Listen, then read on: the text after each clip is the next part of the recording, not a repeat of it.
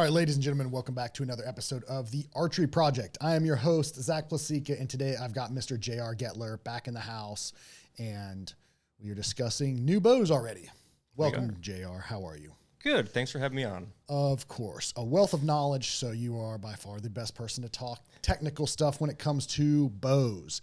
And, you know, the big thing right now is everybody feels priced out, right? So these bows are so expensive. I get it. But you don't have to spend flagship money to get in this game, right? But technically or typically to get the features, you got to get the flagship bows. Yes, most of the times that's kind of the common theme, and every year it seems like prices of bows have been going up exponentially. So we have a new one coming out. Yeah, for 2026. I know it's, early, but this is the first bow drop of any of the manufacturers for 2026. And Bowtech dropped the Ascend. So this is a mid-price point bow that is feature rich. And when we talk feature rich, it has all the same features and capabilities of a flagship bow. At a price point level. At a price point level, which is impressive, right? Again, everybody's like, dude, these bows are so expensive. And they are, right? But, people often fail to realize that you don't have to spend that amount of money to get in the game. I mean, a lot of your mid-price point bows that have come out, even some of your entry-level bows, are capable pieces of equipment. So the fact that people feel priced out, it's not necessarily true, right? John Winker said it really, really good from First Flight. He's like, you're not priced out, man. You can't justify that price for that bow. And I get that. That's like me. I'm not a Lamborghini guy. I'm priced out. I can't get there, but I can still get a car and I can still get from point A to point B efficiently. And you can do that with compound bows. Right. Yeah. I mean, you can go out buy the cheapest bear on the market. You can still go out there and kill a deer, or you can go out there and buy the high-end Hoyt, Matthews, Bowtech Prime, whatever, and you can still do the exact same thing with it. Yes, obviously there are going to be nicer features on those higher-end bows, better quality, stuff like that, but you can still get the job done on a cheaper bow. Right. And like we've said it in previous episodes before, I mean, we had customers that have gone and killed caribou with diamond, like Edge 320s or Edge Maxes, whatever it was, and consistently kill stuff. So it's not necessarily the platform. It's the individual behind the bow. But, having all of those features and those capabilities and tuning capabilities within a bow does make it nice, in my opinion, Right. And Bowtech has got that. Yeah, and they've had the capability for the last over 10 years, if not longer, like especially with their flip disc technology. It's been a great system to be able to get a little bit more performance out of that bow if you want it. Right. And so Bowtech does a really good job when it comes to features, in my opinion. I think they have some of my favorite features out of any of the manufacturers that are on the market. And the number one feature being that Deadlock technology, right? In order to shim or move that cam without a press. It's just an incredible piece of technology that makes tuning, it's a breeze. Bro, it doesn't get any easier. You don't have to press it. It's a matter of unlocking a set screw. You move that Allen key left or right, depending on your tear. And, obviously you do it top and bottom, and it's super simple to be able to tune a bow. Yeah, absolutely. So Bowtech, I think, is known for innovation, right? And just a feature-rich product. Again, a very reliable product. They've had some really, really good bows, flagship bows especially, over the last few years. And now they've entered that mid-price point option, and they're the first to do it that I can think of that has flagship bows at this mid-price point. Flagship features at a mid-price point. I guess technically Elite would kind of be there with their tuning technology that's in their limb pocket, but that's a little bit different of a system. Still same concept. It does not require a press to be able to tune that. So, it's still, I think Bowtech is one of the first to do it by far. Yeah. So let's look at the specs of this new bow, right? So it's called the Ascend, and this is for the bow hunter, right? It's a 31-inch axle to axle bow. So in my opinion, it really hits that sweet spot for a lot of bow hunters, right? Especially if you're anywhere from, 25 to 30 inches, it really covers a large majority of people who are looking to bow hunt. It's got draw length options from 24.5 inches to 30 inches. It's a little unique. It's got two draw weight options. Yes. So it's got a 45 to 60 pound option, and then you've got a 55 to 70 pound option. So you get 15 pounds of adjustment between the two. Right. Which is kind of cool. Yeah. So that way, if, you're just getting into archery and you don't want to go 70 pounds, you can go all the way down to 55. So that is a nice, comfortable area, I think. And it's not going to be making such a big adjustment where it's going to affect the performance of the bow that much. Right. And then you look at this bow, typically your mid-price point bows don't really put out the speed. I mean, they might claim to put out the speed or the IBO ratings that are on there. They're typically a little bit slower bows. This thing is smoking fast. Yeah. And it's got an IBO rating of 340 feet per second. Yeah. The first time I shot it, I was impressed. I thought it was on performance. So it is a little bit confusing. Now we're getting a little off topic here, but it's a little confusing with their performance disc or their flip disc, how you have to move it. You have to actually flip it from the top to bottom. You're going to flip your mods instead of actually just rotating the mod 180 degrees. So it is a little bit different with that system. But I mean, the first time I shot it, I thought it was on performance. And I'm like, damn, it was getting really fast. I'm like, holy crap, we got an awesome bow right here. And it does, dude. It cruises, man. Which, again, another feature that they carried over their flip disc technology to the mid-price point bow. Mm-hmm. So you've got different let-off options. You've got an 80% let-off, which is they call their performance, right. And then you've got an 85% let-off, which is comfort. It's got a brace height of 6.5 inches, so technically it should be a pretty forgiving bow as far as shootability goes. A good, decent ATA length, good brace height. And for what it is, it's fairly light too for a mid-price point bow. Typically your mid-price point bows, they're skimped somewhere, right? Whether it's materials, it's features, it's something. This bow comes in at 4.2 pounds overall weight bare. So again, a very light option for a lot of people. I mean, it's comparable to your flagship overall weight. Right. So again, just loaded. And the great thing about this is bare bow, it's $899. Right. Fantastic, right? You've got a sub $900 bow that has all of your flagship features. And I think that's what the market has been asking for. You look at people and everyone's like, back in, 1986, I got a bow for, $200 and it's just as good. And I can assure you it's not. Because these bows, they do evolve, whether you want to think so or not. But I think that between $800 and $900 is realistic for a lot of people who are serious about archery, right? And this is in there, and you get all the features and amenities that you could ever want with it. So going over features, they've introduced what's called the Deadlock Light technology. So it's a little bit different than their standard Deadlock technology that they had, right? It was all adjusted. It had one set screw originally on the right side of the bow, on the right limb for a right-handed bow. Yep. You would unlock that one set screw, and then you make your adjustments with an Allen key. The difference in the new one is you have a set screw on each limb. Right. So a little bit different. Mm-hmm. It's a little bit more low profile, but we tested it and it works equally as good. I mean, it works fantastic. It's the same concept. It works just as well. It makes tuning the bow an absolute breeze. It's by far my favorite feature, I think, out of any of the bows on the line. And now the fact that you get it at that price point is, I don't know a bow all the bows haven't dropped yet for 2026, but as far as mid-price point bow, that's going to be hard to touch. It is. So yes, adding on to the Deadlock Light system, I was told by our rep that it requires half the adjustment needed. So if you would have had to do a half turn on the original Deadlock, this should only require like a quarter turn. So it should make tuning that much easier. I wonder why that is. I don't know if it's just something with the new system in there that it's just a more finer system. So I'm not sure. I have not tested that yet because it is so new. I went through and I tuned one because, we shot a video on it, did a bow review on it. So if you're interested in seeing like the bow perform, head over to Extreme Outfitters YouTube channel. There's a video on it where I go through and shoot it on comfort and performance and whatnot. And I tune it. And it tunes, really, really well. The system works fantastic. Again, it's just super easy. My favorite thing about it is it doesn't require press. And we notice a lot of people who are really getting into archery, that the more involved they are, the more people that are trying to do things themselves. And these bow manufacturers are allowing that. Right. And at a mid-price point bow, you can do that now on your own. You can tune this thing, shimmy the cam. You still need a press to adjust timing on it. Right. But that left and right tear, it's a breeze. Right. The only thing maybe I could think of is now it is a 5-piece string set. So maybe that's what it is, because you're having more consistent load on those axles. So you're not going to have, your one control cable is not going to be putting more pressure on your shelf side compared to that 5-piece system. So maybe that's what's attributing to that new technology, being able to tune easier. Exactly why you're here, JR, because you looked at that. I didn't even consider that. Mm-hmm. That's a very, very good observation, my friend. Yeah, that makes sense. And like I said, it's a breeze. But back to the features on this bow. Again, it's not, you don't just get that. So Bowtech is also, you notice on your mid-price point bows, the limb pockets are like a polymer composite material. This is metal.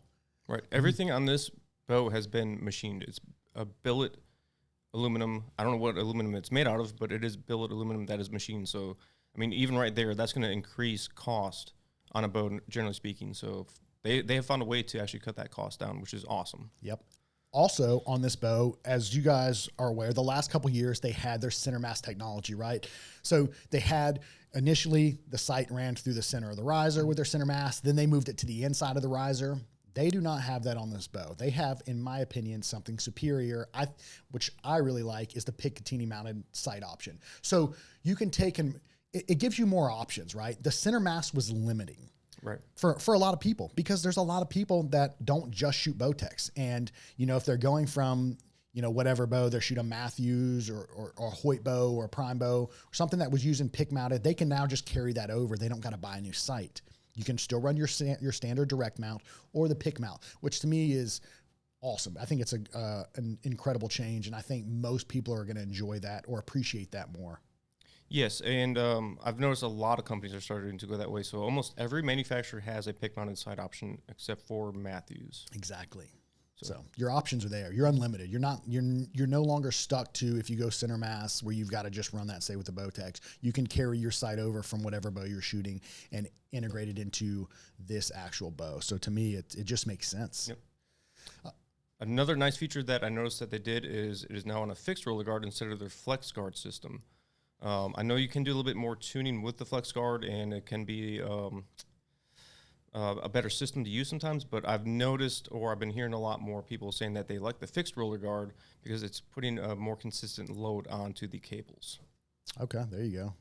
I mean, so clearly this is a well thought out system. And moving down further on the bow is this bow, mid-price point bow, also has the integration option for your rest, right? So you can run everything high dollar that runs and integrates perfectly into this bow, this riser. They've just thought it through completely. I mean, I don't think they missed on this. Yep. And I think it's really going to, there's a lot of people that are going to this is going to be a really great option for them. My biggest fear with this, though, is it degrades or it takes away from their flagship stuff because it is such a feature-rich, loaded bow. Right. Yeah, you can go out and you could buy whatever their newest bow is going to be, which, I mean, I would assume it's going to be $1,300 plus for the bow, just assuming, or you can get this for $899. So I feel like it's definitely going to be drawing a lot more people into going for a cheaper option. Right. So I think it's needed, though, because you look at the price of everything, right? There's a lot of people that, I mean, they just can't justify, but they want those features, right, man. But they're like, it's just not justifiable yet. I can't justify investing that amount of money. And I get it. And, you know, you always had those mid-price point options, but they just didn't have the features. And the fact that they've introduced this is going to really, I think, open the doors for a lot of people, to just end up with a quality product that they can do a little bit of tinkering with themselves. Right. Right. So it's going to be good, man. I'm super excited for it. I anticipate it doing very, very well this year, which makes me really very curious to see what they're going to release flagship wise, because I can only imagine flagship is going to be stellar from them. It always is. I mean, I've always said that Bowtechs are one of my favorite shooting bows on the market. They are very smooth, very comfortable. I mean, we've already said it a million times. It's so easy to tune them. You can do it all on your own if you want, especially if you don't learn how to do it. So it's super easy to tune. It's just all in all, they're great shooting bows. They just don't get the clout that they deserve. I agree. I think, I don't know whether it has to do with marketing. Maybe it's we're on the East Coast. We don't see it as much, but you don't hear about them as much. But I think it's, again, like a handful of other bows, they're slept on. It's just a great performing, it's a machine. Yeah. I mean, especially when you go their flag route stuff. I mean, grip lock technology, deadlock technology, time lock technology. Yep. Everything that Bowtech offers is just, I mean, it's superb. Right. And it makes people who really want that perfect system and really be able to fine tune their bow, it just allows that. I mean, I think they have some of the best tuning capability on the market. Yep, hands down. Hands down. Yep. Agreed. So let's talk a little bit, those are the features, those are the specs of the bow. the shootability. We both shot it. Or let's cover the grip too. I mean, I've always been a fan of the Bowtech grip. It is a nice low profile, flat back grip that you can index and repeat. I've always liked the Bowtech grips. I normally do as well, and I actually really enjoy this grip a lot. It feels like a blend of PSE's grip that they've had on their bow, and almost like the Hoyt. It's almost like a blend between those two. And I actually like how it's like a more rubbery material, so I can actually index it very repeatable every time. That's a big thing. It's very, very repeatable. And whenever you shoot the bow, so we'll get into the shooting side now, shooting the bow, and you look up at it, I don't induce any hand torque in it, which I was a little worried about with that bow. Typically, your mid-price point bows, I notice, you know, it's a little bit easier to torque the bow for whatever reason, whether it's the riser design, the brace height, whatever it is. Limbs, the limb pockets, how wide they are, that can influence everything as well. So to add to that, I did notice when I was shooting it, I did have some torque. So I did not. Okay, so that's two different perspectives. I haven't tried it through paper or anything, so I'm not sure how that is. But just my general grip, I was looking up and I did see that there was a little bit of torque, which, I mean, it wasn't terrible. So, I mean, I'd have to shoot through paper and see what it does, but otherwise I'm not too concerned about it, to be honest. Yeah, and me and you are always opposite, right? So whenever we shoot a bow, we shoot the same bow at the same draw length. I get a left tear, you always get a right tear. So we both index the bows or grip the bows slightly different, right, or our release hand, the way the shot breaks, is a little bit different. So that is good to know. I didn't have any hand torque issues. You did a little bit. Yeah. So something to be cautious of. That's why we always encourage people to go and shoot and test the bows for themselves. But it wasn't anything drastic. No, it wasn't bad at all. And I induced a little bit of torque and I got it straight. But like I said, I would just have to shoot it through paper and see what I actually get. Right. So interesting. So back to the shooting side of things. The bow shoots really, really well. But you do have two options for this thing. You've got comfort and performance. And a little bit of back history. I've owned a handful of Bowtechs. Two of my favorite that I ever had were the Realm SS and the Solution SS. They were shorter 30-inch bows that I think the Realm was a 30. It was either 30 or 31. 30 or 31. Yeah. So regardless, they were 30 or 30-inch bows. And I shot both of those on performance, right? And I really enjoyed them. I thought the draw cycle was good.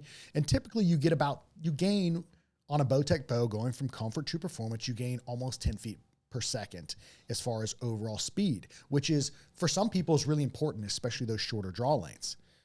The longer draw lengths, not really as important. So you can get away with a little bit smoother draw length.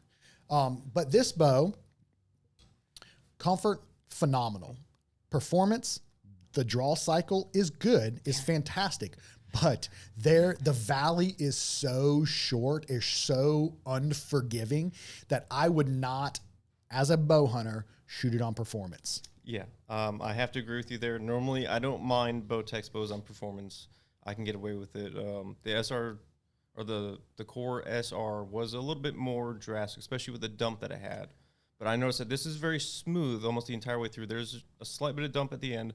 It's not bad. But yes, however, if you're not holding on to that back wall, it is going to go on you. So yes, you have to be very conscious of your form shooting that thing on performance. Yeah, you have got to stay. You can't, there is no relaxing on this bow whatsoever. You better be holding on that thing for dear life.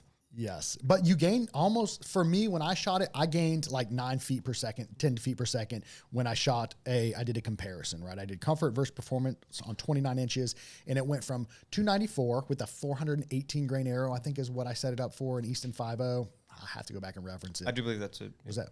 So I shot it at 29 inches, 70 pounds. It was like 69.5 pounds. At 29 inches on comfort with a 418 grain arrow, I think I averaged 294, 295 feet per second. And then I flipped it and put it on performance. And I got 304, 305 with that. But like I said, it was the most unforgiving valley. The draw cycle's good on both. There's no massive build, no hump, no dump. It rolls over into the back wall very nicely. But that's just it. Once it's there, you have to hold on to it, even on comfort, because you thought comfort was performance initially. That's how I thought it was coming out of the box. I'm like, oh, that's awesome. Yeah. I love it. Yeah. Way wrong. Yeah. Way wrong, man. It was, even on comfort, like I said, the draw cycle is great. It is a little stiff, but you get the speed out of the bow. But even on comfort, the valley is just not very forgiving. You still need to hold on to that bow, which isn't bad, right? I mean, honestly, typically holding a little bit more weight or staying on that back wall a little bit harder makes people shoot a little bit better. It typically does, but I think this was drastic enough where I noticed I was almost shaking having to hold them back. So it would take quite a bit of time for me to get used to that if I were to keep it on performance. Yeah, I think probably 90% of people, based off the speeds that it's put it out and the specs, are going to shoot it on comfort. It just feels much better. Again, the Valley still is a little bit shallower, not quite as forgiving as some of the bows, but it shoots and feels really good. It's very manageable and feels really good. Yeah. So the one that I shot, this is actually the one that came in for the shop, on comfort, it was actually great. On comfort, it was great. I could actually relax a little bit. I didn't have to worry about it letting go or dumping on me or wanting to roll away. But yes, on performance, it is stout. That's the best way to say it. And it's not stout in the draw cycle. It's stout as in the fact that it feels like you're holding a lot of weight. Right. And the good thing about it though, even on comfort and performance, it's very easy to let down. It is, yes. You don't got to push it down or force it down. It's very, very easy to let down, but make sure you hold on to that bad boy. Yes. And I was getting great speeds out of it too. So I put it at 30 inches with a 443 grain arrow. It is pulling a little bit hotter. It was almost 73 pounds. I was getting 299 on comfort. Performance, I didn't see that big of a change. I got 304. So only about 5 feet and change. But I mean, I only shot it a few times. Yeah. I mean, so you still gained, it was speed, about 5 feet, yeah. Which is good, right? Especially it's more important, I think, or the shorter draw lengths is where I think most guys are really focused on that. Your guys that are 30 plus, majority of your bows are getting good speeds. Yeah. So they're not quite as focused on, I need to put it on and make that draw cycle that much more aggressive to gain 5 to 10 feet per second. It's not worth it. Right. And I would say on this bow as a whole, even at, the little bit shorter draw lengths, it's not worth going to performance in my opinion. The bow puts up really good speeds on comfort. It's enjoyable. That draw cycle and that valley being that short just is not worth it as a bow hunter in my opinion. Right. I agree. Agree. So what about as far as, a lot of your entry level or mid price point bows, the post shot feel typically isn't great, right? It's usually you can feel it. It's a tuning fork or there's just a lot of vibration. There's a lot of feedback and it's hard to kill that. How'd you feel about this bow? It was awesome. It was super dead right out of the gate. Didn't notice any crazy hand shock, any vibration. It was super dead right to begin with. So don't have to worry about that at all. Yeah, I agree. I was very impressed with the overall feel of it.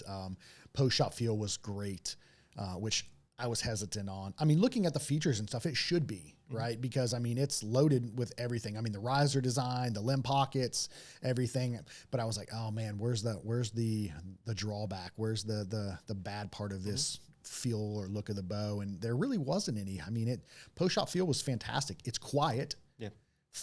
Especially it's very quiet for what it is. And there is not a lot of feedback in it. It shoots and feels and performs really, really well. Yeah. That one that's back there, it's dead. It was super dead. Did you shoot it loaded with bars and everything on it? Just bare bow. Just bare bow, which, yeah. And then you think about you add any accessories to it, it's going to take any kind of feedback or vibration out of that bow even further. Yeah. I didn't feel like the bow wanted to torque or move any way left or right. It was just dead, almost like a Matthews. How Matthews is known for being so dead. It's just like that, in my opinion. It doesn't want to jump out of your hand. Nope. Yeah, agreed. I was super impressed with it.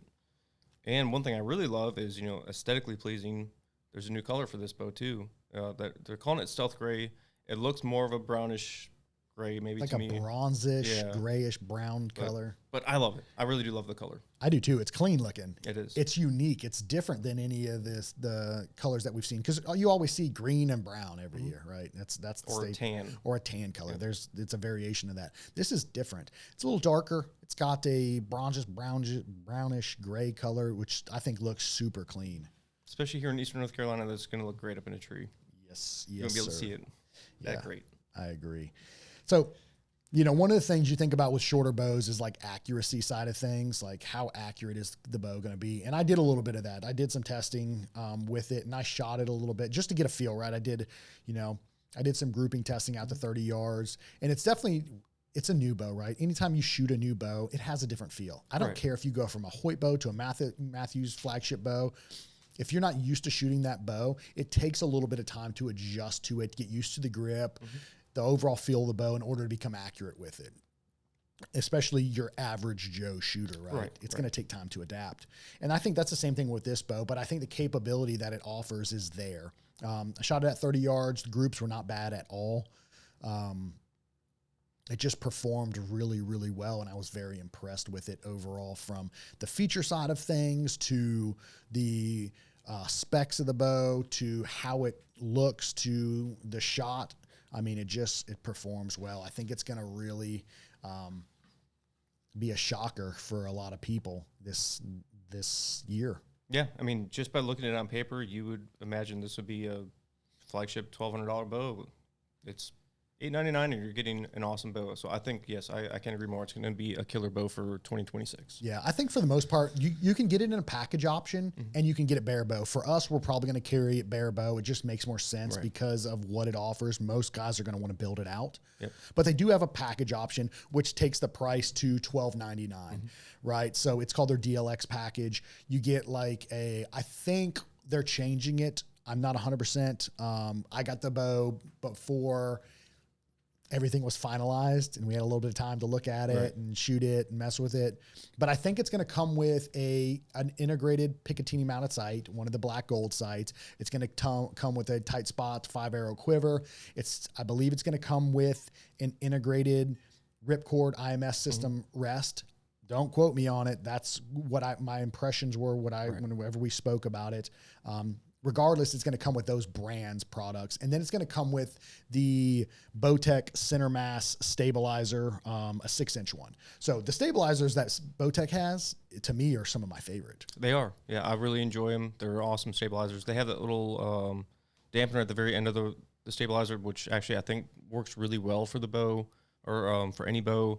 So yes, I'm actually very, very impressed with their stuff that they put out. Yeah. So if you want to get it in the package option, you can, which really for a lot of people, like if they're like, hey, I don't want the anxieties of buying and have to pick out my accessories because I'm pretty new to this. It's a great option, right? And it's still, I mean, you end up getting a full bow build now for a typical flagship price, right? With that $1,299, that's a typical just bare bow flagship bow, but you get a mid price point, that's what they're calling it, bow, which with all the features and loaded with your accessories for $1,299. So it really is a good value. Yeah, 100%. So, and you know, the quality accessories that you get are there, right? Tight spot, black gold, ripcord. Yeah. I mean, it's a good buy. But like I said, with the amount of features that it offers though, I think most guys are going to want to build it out themselves. I agree. And I wouldn't be surprised if we see some people going from flagship bows down to this one. If they're looking to upgrade, you know, an older Hoyt Matthews or something like that, this would be a great option. And then you could just transfer all your stuff over. Yeah, you're not wrong, man. I think we probably will. And I'm curious, you know, right now, what other mid price point bow even come close to it? Is there anything? It'd be probably the Torex. Prime has their Ronin. The Ronin. Bowtech did have the Liberty. That was like their more almost mid price point bow a couple of years ago, but that one was still like right at $1,000 or $1,100 for that one.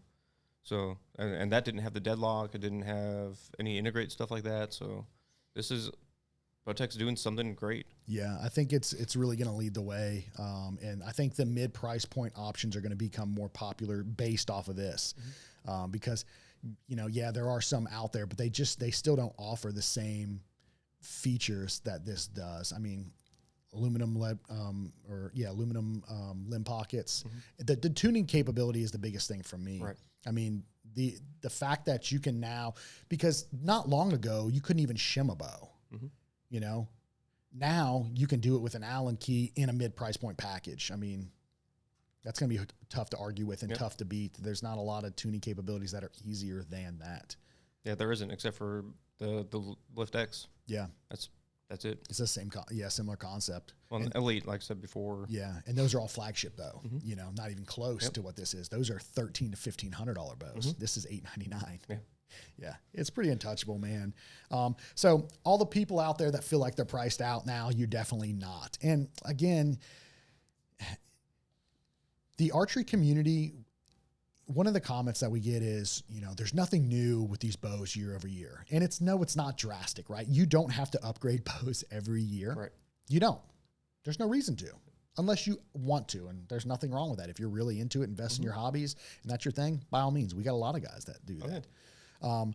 But you see your biggest, I think, innovation in like every 3 to 5 years is where you really see bigger changes, right?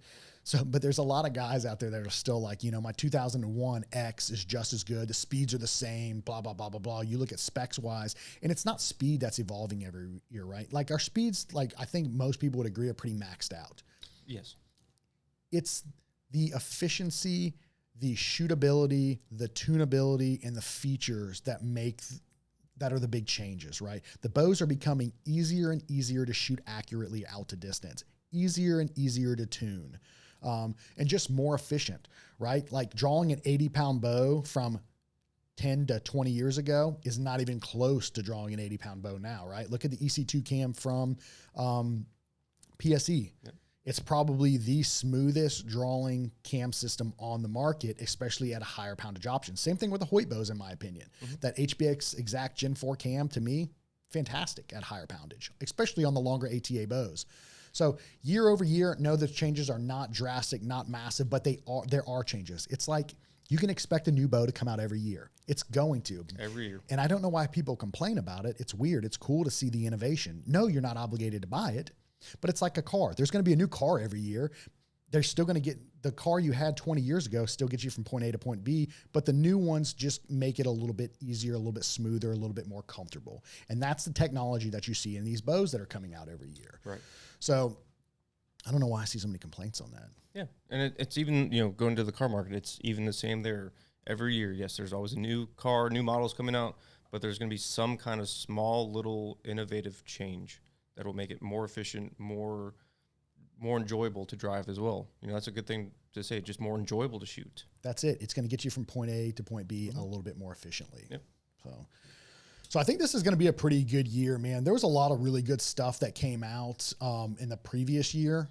I think, with Matthews, their innovation with the limb shift technology, the cam systems that have come out, the speeds that we're getting out of the bow, the draw cycles. I think this year is going to be good, and I'm really more interested to see now in the mid-price point category than I even am in the flagship category. Yeah, because this is a giant game changer. It's a huge leap. Yeah.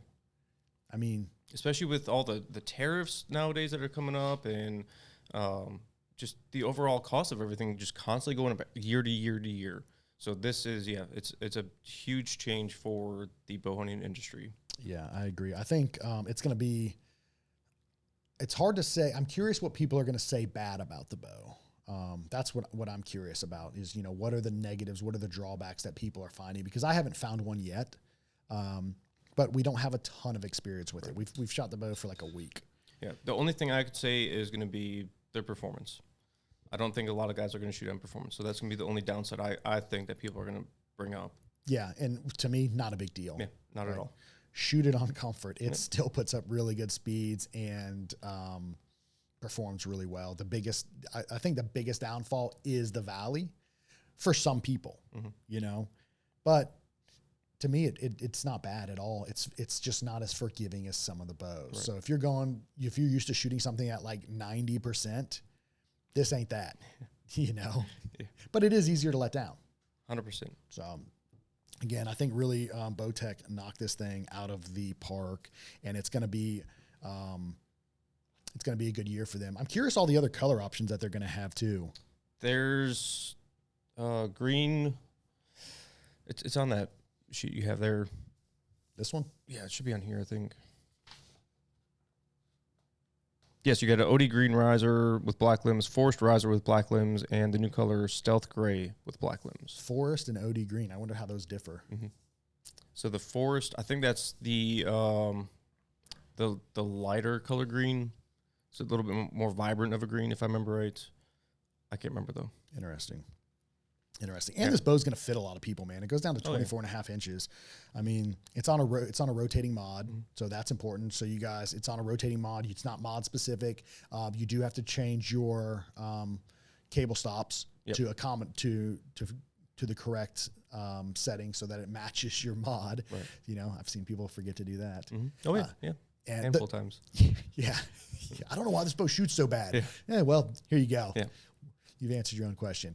The other thing too is on this bow, did you look and see when it comes to turning it down, do you have to unlock the limb?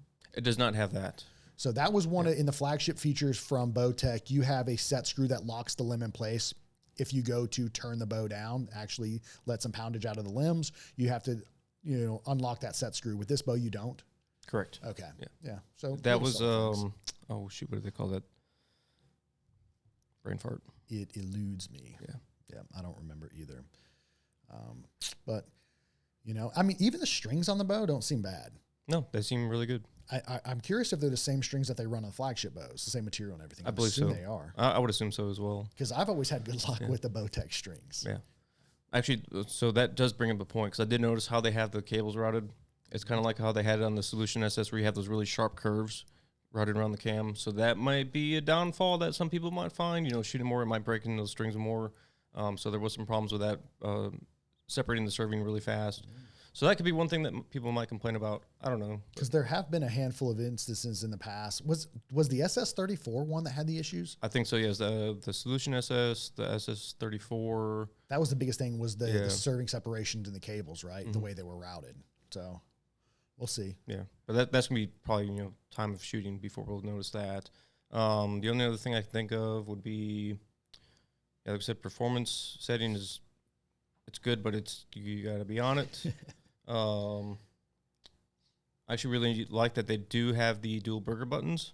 So if you want to really make sure you're locking down your rest, you have the options to run that. On that, it's feature rich, man. Yeah. It's loaded. It's everything you could ever want. Like I said, I think you're correct. We're going to see some guys potentially stepping from flagship down to this price point category because of the affordability and the features that you get with it. And then guys who have been waiting to upgrade, who just can't justify the price, this is going to be a really good option for them. Like you said, going from maybe a couple-year-old bow, flagship bow that was, a few years old, to this, they're going to get all the latest features in a sub $900 price point. Yeah. It's awesome. Oh, the only other thing I could say, and this is obviously more tech side, is changing draw lengths. You got four screws you got to take out per mod, so you got 8 screws you have to take out. So that is kind of annoying, but hey, you want to make sure that those mods get locked down and they don't move. So yeah, because I get it, dude. Yes, because we had a bunch of issues with the diamond bows, right? Your entry level bows usually come with a host of problems, right? Or even your mid price point bows. They're hard to tune. They don't shoot well. They feel like the draw cycle's not good on. There's usually something to complain about on them, right? And typically for us, it's the tuning side of things. Tuning some of those entry level or mid price point bows is an absolute nightmare. Yes, it can be done, but it requires so much more time and energy, and it's not a forgiving platform, which mid price point, entry level, typically new shooters who don't have good form and technique, it just amplifies the errors and issues and makes it that much more difficult. I'm hopeful with this, with the guys that are going to be getting into it, the girls that are going to be getting into this bow, it's a little bit more forgiving platform and easier with the tuning capability that has. It'll just make the tuning process that much easier. So they're not struggling with it quite as bad. Right. Because that's one of the big issues with that price point bow. I mean, yeah. Somebody coming, I want to paper tune this bow. Okay. Let's sit here for 3 hours trying to figure this out. And 9 times out of 10, it's a shooter-induced error, or the bow, it doesn't stay in time. That's a big one with some of these bows. Some of your more entry-level, mid-price point is they just don't stay in tune. Right. Like you can get it to shoot, and then it's a timing issue constantly because the strings are terrible on them, or the bow just isn't built well. I mean, that's what you get when you step up in price point is reliability, repeatability, quality of components, and features on the bow. And, a lot of those entry level or mid price point, they just don't offer that. And it's just a struggle as a tech to get it to shoot well. Yeah. I mean, that's what a new archer brings, is no technique and form. And you just have all these things working against you. And they're like, now let's put it through paper. And you're like, oh my God, we just cut the paper in half with a 12-inch knock left air. How do we fix this? Just move the rest over because you can't shim it, or, there's minimal things you can do. I mean, you can yoke tune some of them. But I mean, then the cam's like, Yeah. and you're overdraw or you're derailing it when they draw it back. Yeah, you got to be careful with all that stuff. So Yeah, I mean, those are real problems in a shop. stuff we deal with on the daily. It is, man. Everyone's got something to say on the internet, though. Everybody's just as tunable. Bro, come tune this thing with a new shooter. Let me know how it goes for you. Yep. Here's the back room. You have fun. Figure it out. Yeah, everybody argues about it. But I think this is going to eliminate a lot of that, man. I'm excited for this, man. This is going to be good. It's going to really make our jobs probably a little bit easier. I hope so, yeah. Yeah, 31-inch axle, 6.5-inch brace height. That's super forgiving in my opinion. Yeah. Super forgiving. Yep. I like the design of it too, man. Yeah, it looks good too. I mean, that's a big plus for me. That's what I like, is I want a bow that's going to look good but also shoot good. So yeah, I mean, checking all the boxes. Right, because some of the bows you get, they're entry level bows. They just don't have that look. I mean, they look. I mean, they work. Yeah. They can perform, but they just don't have the same quality look. And this does. Mm-hmm. It looks clean. Yeah, it's sharp looking, man. Yeah, it's almost got kind of like a blend between like a hunting bow and a target bow, in my opinion. Like the colorway that they have on there. Yeah. Because it's not quite matte, but it's got that little bit of a sheen to it. So, it's a good looking bow. Yes. So if you were in the market for a mid-price point bow, you guys need to check out the Bowtech Ascend. I would encourage you, even if you're not in the market for it, I would just go, I'd be curious. You guys should go shoot it and drop some comments and let us know your feedback on it, what you think about this price point and the performance that you get out of this bow. Because I'm curious what other shooters would say about it and what their thoughts are. Because, again, I mean, it's loaded. Yeah. It's a price point bow with flagship stuff. I mean, yeah, that's a bit. I don't know. There's no other way to describe it. It's loaded, man. You get it's a really good value from what I can see, and I just don't see very many flaws with it at all, if any. I mean, yeah, okay, the performance mod's a little aggressive, but aside from that, I just don't see anything else. No, I agree, and I mean, I'm even just nitpicking it at this point just to find something, and it's still nothing major. It's all small stuff, whatever. Yeah. There's a lot of exciting things coming out this year. We've already seen for some other brands that are, we can't talk about it yet, unfortunately. I'm so bummed. But there's some cool stuff coming this year from some of these brands, and some of these bows are really going to impress people. And again, it's not the speeds that are the big influence or what everyone's looking at. It's the efficiency, the shootability, and the forgiveness. That's it. It's performance based, and it's not just getting more speed out of the bow, but it's making that bow that much easier to shoot. And that's what I think we see some of these companies heading in that direction. Some of the companies are more, easy to accessorize proprietary systems, which do make the bow shoot better. But then there's other brands that are really focused and performance driven. Yep. That, make the bow just that much easier to shoot, because we see an influx of people who want to really stretch their bows out, right? And go to these total archery events with a bow hunting bow and be able to shoot 100 to 120 yards with these things and on a shorter platform. And we see that with some of the features that some of these brands are coming out with. And now I think with the Ascend at that price point, you're able to take that bow out and perform probably almost, if not as well as some of the flagship bows out to distance. Oh, 100%. That bow should have no problem performing. No problem. I mean, you're getting the speeds out of it. Yeah. It's, again, like you said, it's a 31-inch bow. So especially those guys who are anywhere from, 24 and a half to 29 inches, it's going to be a really good fit. Even at 30, it felt great. Did it? The string angle was good? Yep, it felt really good. That's awesome. Yeah. I'm super impressed with it. Yeah. Maybe I'll be hunting with this bow next year. Dude, I'd be curious. We should take one out to TAC and shoot a sub $1,000 bow, a mid-price point bow, and just see how it performs and how well we can do. I'd be down with it. Me too. It's kind of cool, man. I like it. I like the look of it. I like the performance and the features that you gain from it. I just think it's going to be a really good option for a lot of people, and it's going to shut a lot of people up about being priced out, because you ain't priced out, especially with this thing now. This thing is loaded. Yep. What else you got, JR? I think we covered everything. Now let's look at this. If you were going to build this bow out, how would you build it out? I'm going to put a hamski on it more than likely. Yep. That's what I go to normally. I wouldn't mind running a QAD again just to play around with one, or even ripcord.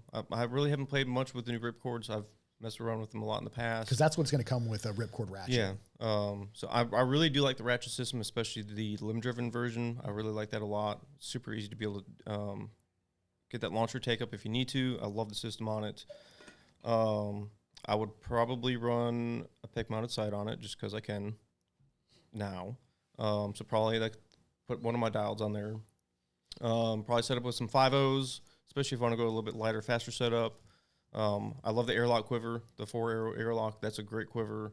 And then, yeah, that's pretty much it. Oh, one thing we didn't mention is it is coming with that bracket. So if you're going to run a pick mounted sight, it's coming with a bracket to be able to space for your quiver if you're going to run it to the bow. Yeah, because that is kind of a pain in the ass in some of the bows, right? You have to figure out spacers. Yep. You have to create spacers if you run that pick mount option in order for that quiver to mount on the riser of the bow. If you're not running their proprietary system, right? You want a standard removable quiver. This accommodates that. So that is cool that Bowtech is thinking ahead for everybody. Yeah, and they have already done that too with the with tight spot with the airlock quivers. They are coming with the longer screws and the spacers. So if you're going to run that pick mounted sight, you can mount it right to the bow, or right to the bow. Yeah. Yeah, you're set then. Yep. It also has where you can run the Bowtech center mass proprietary quiver system. It does have those cutouts in the riser too. So yeah, that's something else we forgot about. Again, you get everything. Yeah, we're finding more stuff that you get, dude. Yeah, every time we look at it, there's something new. But I agree. So I would set it up similarly. I would definitely run a pick mounted sight on it. I would probably run one of those HHA or Spot Hog boonies on it. Those are kind of what I gravitate towards. I would run a Hamsky. I love a Hamsky rest, man. I would run it on there. That the Epsilon, I'd put it on there. So I would load it with all the high dollar features or accessories. And I would probably run, I shot it with the 6-inch stabilizer. I would probably run an 8 to 10 inch bar on it. And then I would honestly like to run a fixed quiver on it because I like leaving my quiver on my bow. And then, the more I've shot with these dang sidebars and back bars, the more I like them. But you know what I would probably do instead of a sidebar or back bar is run a AccuArchery SOS Hunter Elite system on it, because I got one on my Mach 30, and with that quiver, it offsets it just enough. And it really does help with pin float and improve and make that bow settle on target that much faster. So that's probably how I would build it out. 28.5 inches on comfort with, I would probably shoot between a 420 and 440 grain arrow to get that speeds of 285 to 295 feet per second that I like out of a bow. Yeah, I would run my 5.0s. Those are 443 grains, and I was getting right at 300 feet per second. So I'd run that. Which if it was a tack setup, I'd probably go a little bit lighter. Yep. Probably running like 420. Just because. Stupid. Yeah, that was stupid. And yeah, I didn't mention bars. I normally run a 12-inch bar, so I like those ramrod bars a lot, so I'd throw that on there. Would you run a back bar or side bar on it? Probably the AccuHunter SOS system. Dude, I think it's great for a short bow, man, especially for like a hunting rig. The AccuArchery Hunter SOS Hunter Elite system is a great addition to a hunting bow if you want a minimalist approach and something just to help make the bow shoot a little bit better, and it does kill any additional vibration. So it does come with some perks. Is it a must? Absolutely not. But I do like how it's small. It offsets the weight of a quiver on a bow. And for me, it just a short bow. It helps that pin settle a little bit faster and does seem to help me at distance be a little bit more consistent and a little bit more accurate. So it's not a lot of weight to the bow. And it's honestly not an expensive upgrade either. No, it's not. I mean, it's about the cost of any stabilizer. And with if you need a disconnect, I mean, it's already coming with one too. Right. In the system that comes with that. So yeah, it's already offsetting that cost, I think. Yeah, and you can take, and it's cool. You can fine tune, adjust it to the feel of your bow. Right. So I mean, it's owned by Eric Griggs now, and Gas Bowstrings. Eric Griggs is an absolute genius, incredible individual. He's got a great team, and anything that he's involved in, I think is worth looking at because he's an intelligent individual. Oh yeah, very smart, and it's been working too. I mean, we've sold a mess of those AccuHunters already. We cannot keep them in stock. Yeah. So great. So there it is, guys. Brand new from Bowtech, mid-price point bow, the Ascend, a 31-inch overall axle-to-axle bow that is feature-rich, loaded with all of your flagship features at a sub-$900 price point. You really can't ask for any more. So I'll be curious to hear back from you guys. What you got going on? I think it's like a mosquito flying by my ear. Heard a You've buzzing. literally got headphones on. I swear I heard it. It's flying out of your head is what's happening. Yeah. So you're loaded with features. I'd be curious. I want to hear some feedback of you guys, what your thoughts are on this and the direction that archery's going. You know, everyone says the bows are getting too expensive. Well, Bowtech has an answer for that.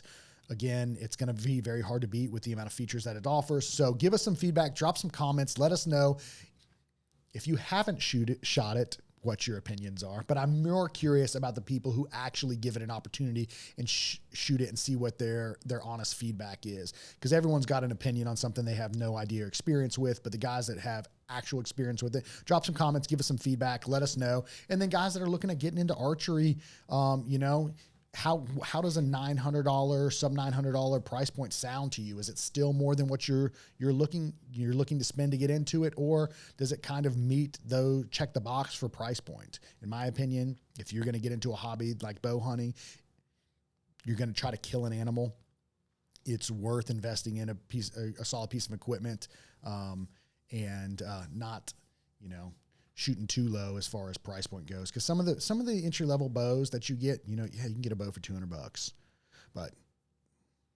I wouldn't take it and try to hunt with it. Yeah, me neither. No. So let us know, give us some feedback, drop some comments. As always, we appreciate you guys listening, follow along. JR, appreciate you coming in this morning, talking bows. Of course, you are a wealth of knowledge, and that's why you are on here, because you are more technical than most people I know, including myself. Thank you. I try. So, as always, dude, I appreciate it. And thanks for listening, guys. That's another episode of The Archery Project. Thanks for following along. Subscribe, like, do whatever you need to do on whatever platform it is. Give us support. And again, drop some comments, give us some feedback, and we will see you guys in the next episode of The Archery Project.